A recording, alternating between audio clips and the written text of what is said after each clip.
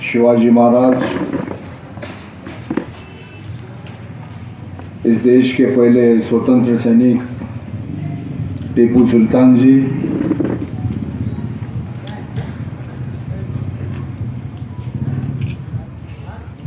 क्रांति सूर्य महात्मा ज्योतिबा फुले,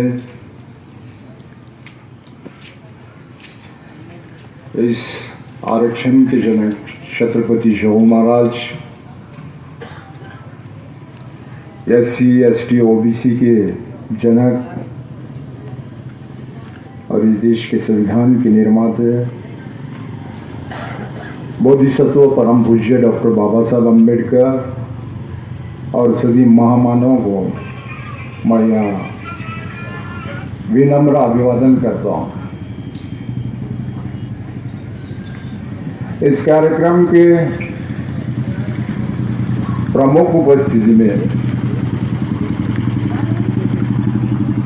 अभी संविधान क्या है और संविधान का ढांचा क्या है, संविधान के महत्व क्या है, इस संविधान का पूरा बायोडाटा संविधान क्या है ये बताने वाले हैं श्रीकांत बंसोड़ी जी, शिक्षक संघ के नेते सैयद तौसीफ सर, आमचे आदर्श, आमचे मार्गदर्शक सुजीत गायकवाड सर, तसेच सागरिकाजी, पिराज शिंदे, संतराम ससाने, पांडुरंग मामा, इस अवसर पे मैं अपने दिल से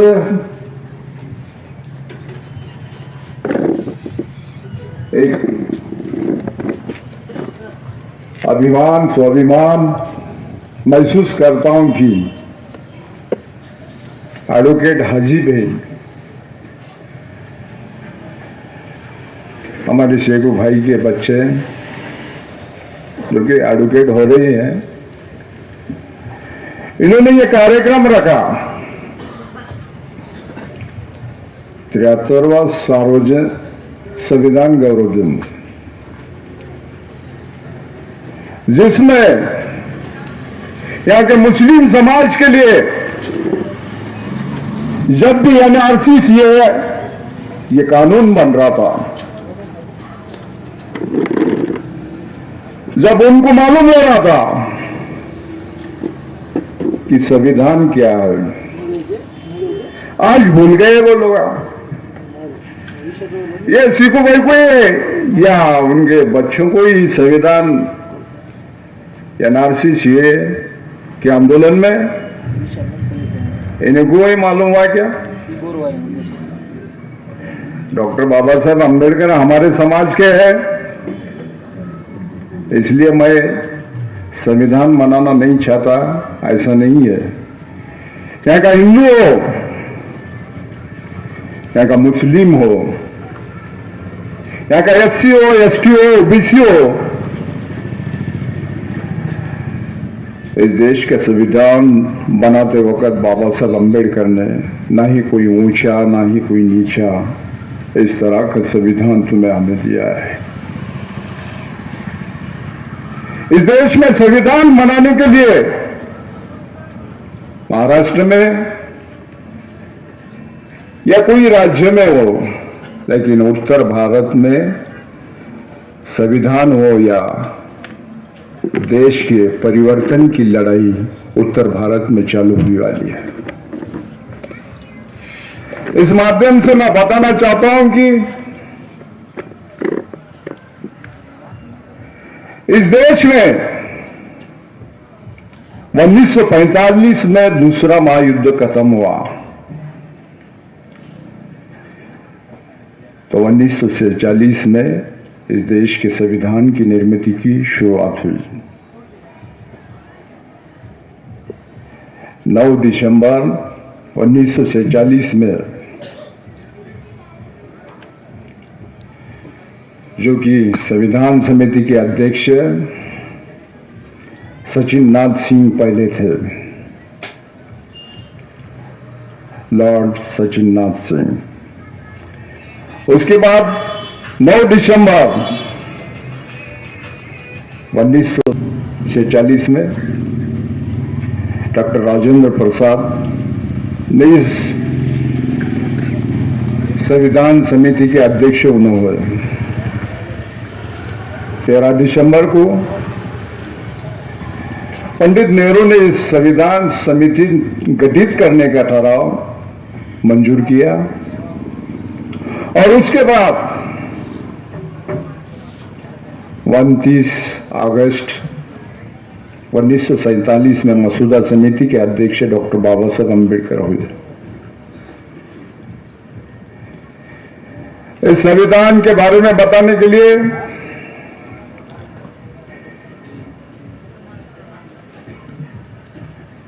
इतिहास जो जानता है वही इतिहास गढ़ाता है। हमारे नेता श्रीकांत बंसुड़े ने संविधान के बारे में बहुत सारी बातें और संविधान आपसे बताया है।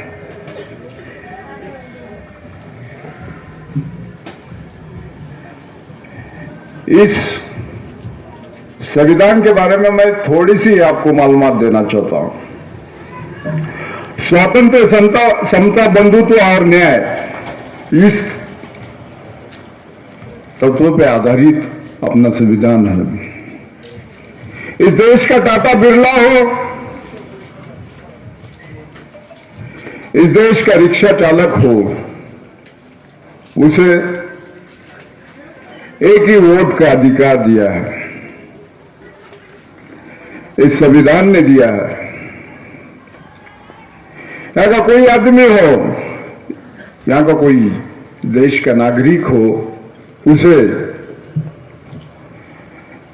कोई नहीं रोक सकता कि कोई उसे ये धंधा नहीं करना चाहिए, वो धंधा नहीं करना चाहिए। उसके दिल में जो आता है वो धंधा वो कर सकता है। इस संविधान ने किसी को मैं उसके कॉलर के बटन लगाने के लिए दबाव नहीं डाल सकता। इस संविधान और लोकशाही, जो कि लोग जो चाहते हैं और लोगों में से जो उम्मीदवार या देश की सरकार तुम्हारे वोटों से बनती है। इसी तरह डॉक्टर बाबा साहब अम्बेडकर ने 1948 में फ्रांस में जो क्रांति चालू थी महिलाओं को स्वातंत्र के लिए, महिला के स्वतंत्र अधिकार के लिए, तो 1949 में डॉक्टर बाबा साहब अम्बेडकर ने यहाँ की महिला इसको अधिकार दिए, जो कि समानता के अधिकार, जिसके बाप के प्रॉपर्टी में बराबरी का अधिकार डॉक्टर बाबा साहब अम्बेडकर ने यहाँ के महिलाओं को दिया। जिस तरह बाबा साहब ने इस संविधान लिखा था,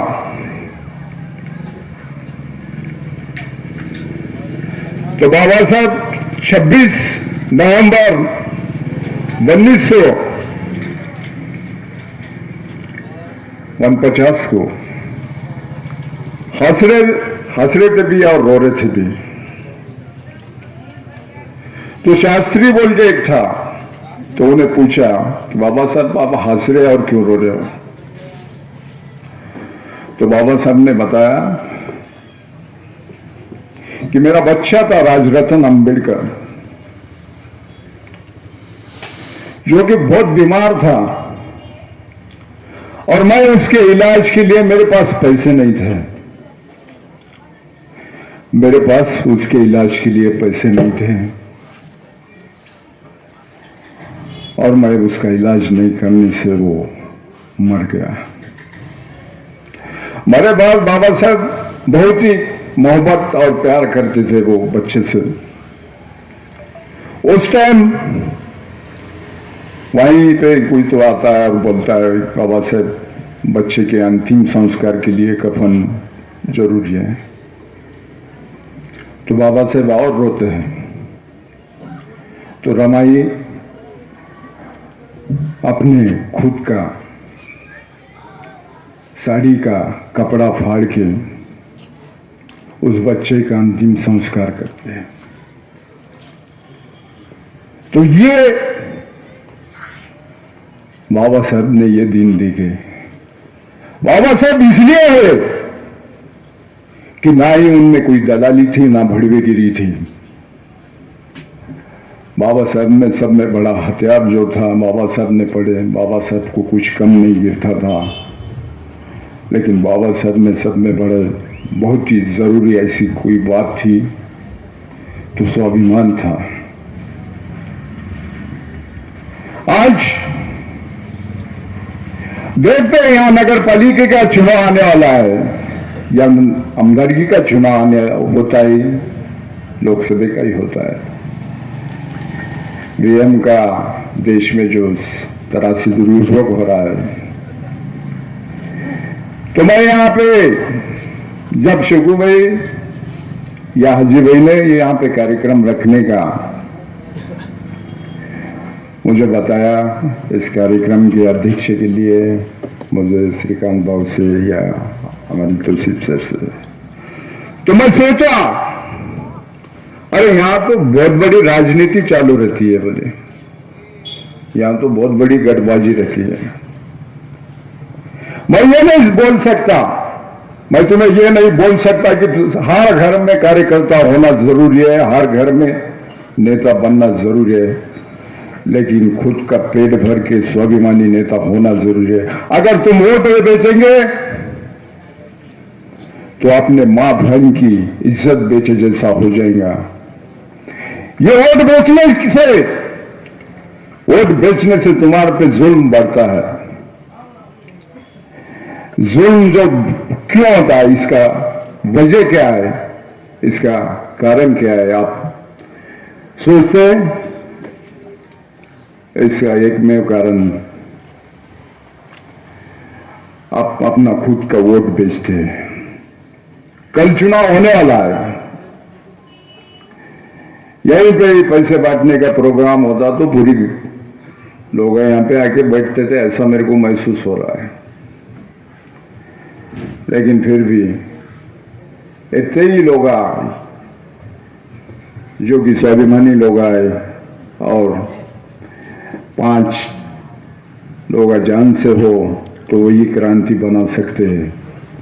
दलाल और भड़वेगिरी करने वाले लोग अपने साथ नहीं रहे तो भी चलते हैं, और ना ही कोई चमचा का चमचा बनना चाहता है। वैसे लोग समाज का कोई विकास नहीं कर सकते। कुछ लोग आमदार खासदार ने बनाया वाले काम मैं करा बोलते, कुछ लोगों को मैं तो सोचता हूं ये सीएम का पीए किसको बनाया तो उन्हें पूरे महाराष्ट्र के काम करा ऐसा बताएगा, तो ये हंसने की बात है। तो यहां पे दलित और मुस्लिम मिलजुल के रहते हैं। यहां पे कोई अपना शिकू भाई हो या हमारे वंचित के कोई कार्यकर्ते हो या रहीम भाई हो, अब इतने लोग संघर्ष करने वाले, लड़ने वाले लोग ये तो स्वाभिमानी लोग दिखते हैं, लेकिन यहां पे वोट बेचने वाले लोग भी दिखते हैं। अरे जो उम्मीदवार आया उसने कभी काम नहीं किया। मैं संविधान का कार्यक्रम है, लेकिन संविधान के बारे में श्रीकांत भाऊ ने हमारे बताने से मुझे चालू घड़ामुड़ी जो होने वाली है, इसीलिए बात कर रहा हूं। तो लोग जो लोग काम करता है उसको वोट नहीं देते, पैसों पे वोट बिकते हैं, तो फिर तुम्हारा विकास कैसा होगा? तुम कुछ काम बोलेंगे तो वहां पे उम्मीदवार, मैं क्या फुकट तूने मेरे को वोट दिया क्या? तो ये वोट से तुम गुलाम लाचार बनने के लिए डॉक्टर बाबा साहेब अम्बेडकर ने तुमको वोट नहीं दिया है, इसे बेच के खाने के लिए वोट नहीं दिए वाला है। तुम्हें इसे सही आदमी को वोट करना चाहिए, जो तुम्हारे सुख दुख में आता है, तुम्हारे वार्ड का विकास करता है। कोई टाटा बिरला अगर आके ठहरता और पैसे बांटता और चुन के आता है, तो इस वार्ड में कोई जिंदा है ऐसा मेरे को महसूस नहीं होता, सब मरे वाले लोग दिखते हैं। फिर अरे तुम्हारे सुख दुख में आने वाला, तुमको रोज मिलने वाला आदमी, तुम्हारे वार्ड में काम करने वाला आदमी, तुम उसे वोट नहीं देते या कोई दलाल भड़वे को वोट देते, तो इसमें तुम्हारा विकास नहीं होने वाला। बाबा साहब ने बताया था,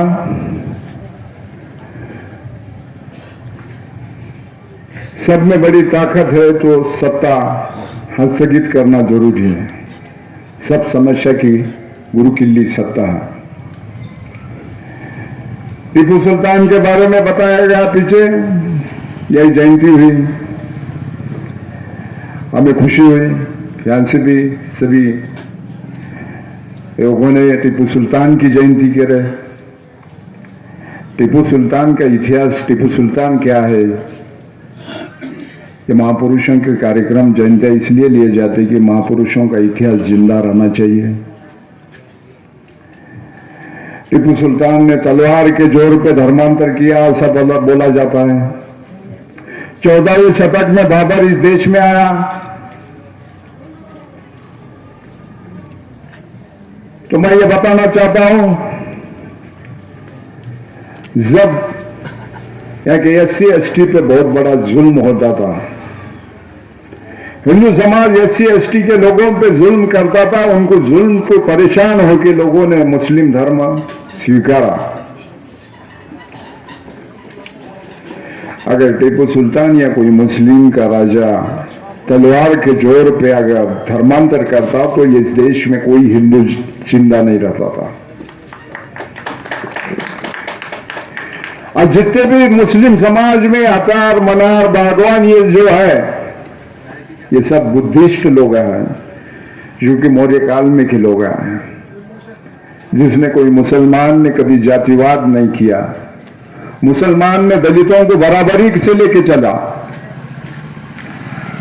कहीं पे भी देखो देश में या आजू बाजू मुस्लिम और दलित मिलजुल के रहते हैं। ना ये देश में, भारत में, अपने महाराष्ट्र में हो, कहीं पे दंगा फसाद मुस्लिम और दलितों का नहीं होता, और दोनों मिलके एक ही खाते हैं। इसलिए जब अपन एक होते मिलके रहते, तो ये याद इसमें भी रखना चाहिए कि इलेक्शन में एक दूसरे अपने ही लोगों को वोट अपन दिए तो ये देश में परिवर्तन हो सकता है। देश में परिवर्तन करना है तो दलित मुस्लिम एक जगह आए और एक दूसरे को सही वोट देंगे तो अपने ही लोग चुन के आएंगे, सरकार अपनी ही बनेगी। लेकिन बहुत सारे लोग अपने को डराते कि बीजेपी आएंगी, कांग्रेस को वोट दो। अरे इसका बाप अगर कांग्रेस में है तो बच्चा भाजपा में रहता है, और ना ही तुम्हारा वो मुस्लिम है, ना दलित है, ना वो मनोवादी लोग हैं। इससे आज कोई आमदार यहां पुरोगामी बोल के अपने में आ जाता है, अपन लोग उसको सर पे लेके वोट देते हैं। तो जब तक अपन एक नहीं होते, जब तक अपना कारवा अपन नहीं बना सकते, जब तक अपन अपनी कोशिश नहीं कर सकते, ठीक है अपन उन पैसों से कम है, लेकिन बहुत सारे अलग अलग लोग हैं जो कि काम नहीं कर सकते, वो लोग कुछ मदद कर सकते हैं। कुछ ऐसे संगठन और स्वाभिमानी लोग एक जगह आए तो उसका उदाहरण सोचना चाहते हैं तो उत्तर प्रदेश में कांशीराम साहब ने बनाया वाला है। इसलिए अपने को एक जगह आके कोशिश करना चाहिए दलालों और भड़ों को खत्म करने के लिए। अपने में जन जागृति और प्रबोधन की बहुत बड़ी जरूरत है। मैं इस अवसर पे ज्यादा बात न करते हुए